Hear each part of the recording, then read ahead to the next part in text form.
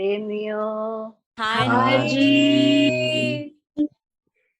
आज का प्रसंग शुरू होता है। एक लाइन है, इस टीम के अभ्यास से सब 3-13 हो गया। हो रहे।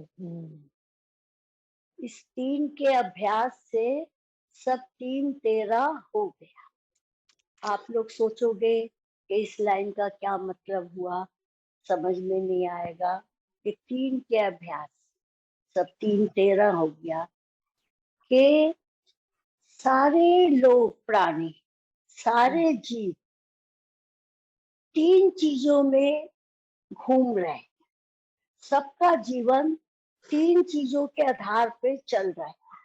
समझो, ये कोई कहानी किस्सा नहीं है, समझने की बात है कि सारे जीव, सारे प्राणी 3 चीजों के आधार पर चल रहे हैं।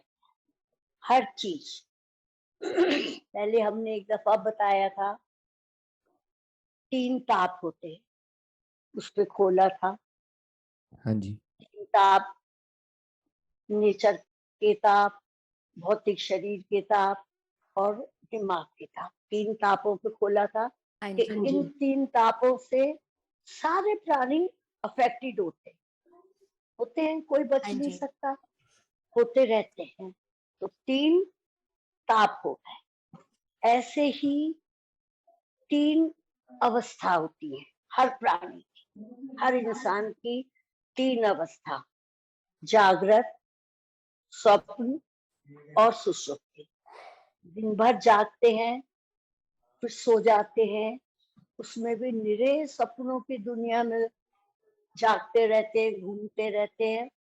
और कुछ क्षण के लिए सुषुप्ति अवस्था, जड़ अवस्था आ जाती है, जिसमें ना बाहर का लोक का ज्ञान, ना परलोक का ज्ञान, ना अपने धन का ज्ञान, ना अपने शरीर का ज्ञान, सबसे मुक्त हो जाता है। 3 से क्या कोई प्राणी बचा हुआ है 3 अवस्थाओं से? नहीं जी। नहीं जी। नहीं बचा। नहीं। ना तीनों तापों से बचा, ना ये तीनों अवस्थाओं से बचा। सबके ऊपर 3 अवस्थाएं आती है। ज्ञानवान है सिर्फ जो चौथी अवस्था का अनुभव करता है। जय हो। जय हो जी। जागृत, स्वप्न, सुषुप्ति, चौथी अवस्था है तुरिया।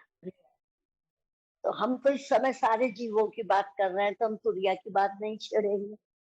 3 अवस्थाओं में सारा जीव रहता है, जागृत, स्वप्न, सुषुप्ति। ये 3 हो गई।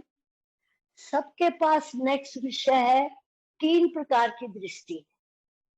संसार के हर प्राणी, हर एक के पास 3 प्रकार की दृष्टि है। पहली दृष्टि तो कपड़ों पे जाती है, देखते ही होता है क्या पहना हुआ है, क्या है, अच्छा ये कपड़ा अच्छा। दृष्टि सीधी कहाँ गई? कपड़ों। फिर शरीर पे जाती है, गोरा, काला, चिकना, बढ़िया, गंदा, अच्छा, चाम पे जाती है। पहली कपड़ों पे, दूसरी चाम पे, शाम पे। और तीसरी फिर ये जाती है स्वभाव के ऊपर, गुणों के ऊपर, कि ये इंसान कैसा है, अच्छा है कि बुरा है, स्वीट है कि नहीं, अच्छा, बरतने लायक है या छोड़ने लायक है। ये तीसरी दृष्टि होती है। किसकी? सारे लोगों की, संसार। जीव। जीव। 3 के अभ्यास से हम सिद्ध कर रहे हैं कि 3-13 हो गया। ये 3 प्रकार की दृष्टि सबके पास होती है। कपड़े देख लिए, बॉडी देख ली, स्वभाव देख ली।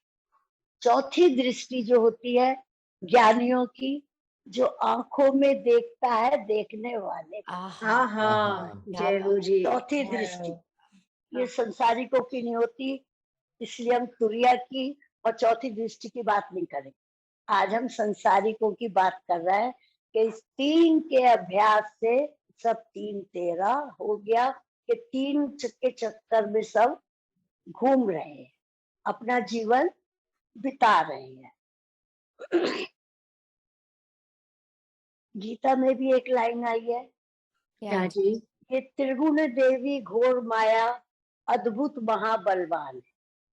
त्रिगुण देवी घोर माया अद्भुत महाबलवान है, हो जाता है पारवै, होता है पारवै, भजता मुझे मति मार। 3 गुणों वाली, अभी तुमने 17वां अध्याय पढ़ा गीता का, हाँ जी, उसमें भी 3 गुणों के कर्म आ रहे थे कि कौन सा कर्म किस गुण के अधीन है, कौन सा यज्ञ किस गुण के अधीन है, कौन सा तमोगुणी है, कौन सा सतोगुणी है, कौन सा रजोगुणी है। 17वें अध्याय में भी हाँ जी, जी आ रहा था प्रसंग। हाँ, तो ये त्रिगुण देवी घोर माया ये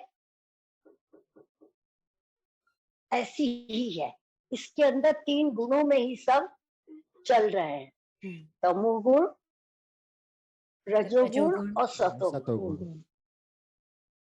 अब बोलो चौथा गुण ज्ञानियों का, हम ही बताएंगे। तुम 3 गुण में दुनिया घूम रही है, चौथा गुण निर्गुण, आहा आहा, तीनों गुणों से न्यारा वाह, निर्गुण, जय वो ज्ञानियों की अवस्था है। बिल्कुल उसकी जी, हम क्यों करें आज, क्योंकि हम तो संसारिकों की कर रहे हैं बात, तो हम 3 गुणों तक रहते हैं। जी, सोचने की बात है कि रामायण में भी ये कहा है कि बड़े भाग्य मानुष तन पाया, सुर दुर्लभ सब ग्रंथ तन गाया। कि तारीफ करी है मनुष्य शरीर की, महिमा गाई है मनुष्य शरीर की, कि बड़े भाग्य से मिलता है, बड़े अच्छे कर्म किए होते हैं तो मनुष्य शरीर की प्राप्ति होती है। सुर दुर्लभ सब ग्रंथन गाया, कि जो देवता है सबने ग्रंथों ने इसको दुर्लभ बताया, किसको, मनुष्य शरीर को, कि बड़े भागों से मिलता है, इसकी महिमा गाई। इस शरीर की एक तरफ तो महिमा गा रहे हैं, एक तरफ ये भी लिखा है किसी कवि ने, ये तन विष की बेल है। समझने की बात है, हाँ जी, जी ये हाँ तन जी विष की बेल है और गुरु आनंद की खान, शीश दिए भी गुरु मिले तो भी सस्ता जा। तो उससे मेन बात यही है कि एक तरफ मनुष्य शरीर की महिमा गाई है कि वेरी डिफिकल्ट, बहुत अच्छा है, और एक तरफ इस शरीर को विष की बेल कहा है कि ये तन विष की बेल है। आधी लाइन ही ले, तो क्यों, एक तरफ मनुष्य शरीर कीमती है, भागों से मिलता है, एक तरफ विष की बेल है। वो इसलिए दोनों बातें कही हैं कि इंसान अपना शत्रु अपना मित्र स्वयं है। अगर वो अपने को सुधारता है, अपने कर्म सुधारता है, अपनी अवस्थाओं को अच्छा करता है, अपने आप खुश रहता है, औरों को खुश रखता है, तो ये मनुष्य शरीर दुर्लभ हो गया, मिला तो स्वागत, अपना भी खुश हुआ, उद्धार किया, और संग रहने वालों को भी खुशी प्रदान कर। बहुत से लोग तो ऐसे होते हैं जिनके संग रहना मुश्किल हो जाता है, तो वो मनुष्य शरीर कोई स्वार्थ का नहीं हुआ, जिसमें अपने आप भी परेशान और दूसरा भी। उसी के लिए कहा है कि ये तन विष की बेल है, कि विष की बेल के समान है, जो जिसने भी खाया उस विष की बेल को वही मरा। विष को पीने से कोई बचा, नहीं विष जी की बेल को छूने से कोई बचा। तो नहीं उस शरीर को विष की बेल कहा है, जो ना स्वयं खुश रहता है, ना औरों को खुश रहने देता है, ना स्वयं की इज्जत बचाता है, ना औरों की बचाने की कोशिश करता है, वो शरीर विष की बेल के समान। अब तो समझ गए होंगे तुम लोग। हाँ जी, एक तरफ मनुष्य शरीर भागों से मिल रहा है, बड़ा कीमती है, एक तरफ विष की बेल है। क्यों है विष की बेल, जो हमने बताया कि 3 अवस्थाओं में जीव भटक रहा है, जी 3 अवस्थाओं में। ऐसे ही ये 3 गुणों पे आज हम देखेंगे, सोचेंगे गुणों के बारे में, कि त्रिगुण देवी घोर माया जो कहा है, इस 3 गुणों वाली माया जो है वो सबको नचाती रहती है। तमोगुणी, रजोगुणी और सतोगुणी माया, तीनों के अंतर्गत जीव नाचता है। तमोगुण तो बहुत ही प्रधान रहता है, तमोगुण, और रजोगुण सबके अंदर दो गुण बहुत मिले रहते हैं, रजोगुण और तमो। अगर रजोगुण मिल जाता है, पूरा हो जाता है, सब चीजें बढ़िया बढ़िया हो जाती हैं, तो अभिमान और क्रोध का तमोगुण उसमें आके ज्वाइन कर देता है। बिल्कुल। समझने की बात है। हाँ जी। जहाँ रजोगुण प्रधान हुआ तो उसके संग तमोगुण के जो साथी हैं वो आके वहां पे ज्वाइन कर लेते हैं, क्योंकि इनका कनेक्शन है कि जहाँ चीजें मिली पूरी हुई वहां अभिमान भी आया, और जब किसी ने बात नहीं मानी तो क्रोध भी आया। बिल्कुल। सारे गुण आ जाते हैं इकट्ठे होकर। जी। तो तमोगुणी ज्यादा बुरा होता है। तमोगुण इंसान को मार देता है, इंसान को मार देता है, और रजोगुण इंसान को बांधे रखता है, बांधे रखता है अपनी बातों में, अपनी वासनाओं में, अपने वो जो अभी रचना ने कहा था कि जो मिला है उसमें खुश नहीं, आगे आगे के में और परेशान हो रहा है। मिला है उसमें खुश नहीं, जो अभी चाह लिया है उसमें दुखी हो रहा है। हाँ जी। तो ज्यादातर सब इसी में होते हैं। इस शरीर को ये कहा है कि ये भी एक लंका की तरह है, हमने उसको लंका से जोड़ा है कि जी। शरीर लंका की तरह है, कि इसमें तीनों गुण वास कर रहा है। तीनों गुण, जैसे लंका में तीनों भाई रहते थे ना, रावण, कुंभकर्ण और विभीषण, भूषण। तीनों रहते थे, हाँ जी। रावण, कुंभकर्ण, विभीषण। तो हमारे अंदर भी ये तीनों गुण तीनों राक्षसों की तरह वास करते रहते हैं हर समय। ज्यादातर रजोगुण और तमोगुण रहता है, सतोगुण तो कभी कभार छिटक जाता है। किसके पास? जी। संसार के सारे जीव। जीवों जीव। के। जीवन। याद रखो, हम ये सारी अवस्थाएं संसार के और प्राणियों के लिए कर रहा है कि सतोगुण कम आता है, कम ही रहता है। ज्यादातर तो रजोगुण और तमोगुण रहता है। कि तमोगुण कहता है आलस, निद्रा और प्रमाद। आलस, निद्रा, प्रमाद फैलाना, इधर की उधर उधर की इधर।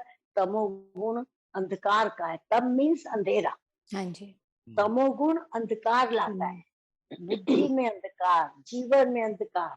तमोगुण कुंभकर्ण की तरह खाया पिया सो गए, खाया पिया सो गए, बस खाना पीना, इधर उधर की वो करना, किसी के बारे में नहीं सोचना, मूर्खता फैलानी, उसमें है ना, अभिमान से दान करना, अभिमान से यज्ञ करना, ये तमोगुणी होती है उपासना, तमोगुणी। और दूसरी होती है रावण वाली, रजोगुणी।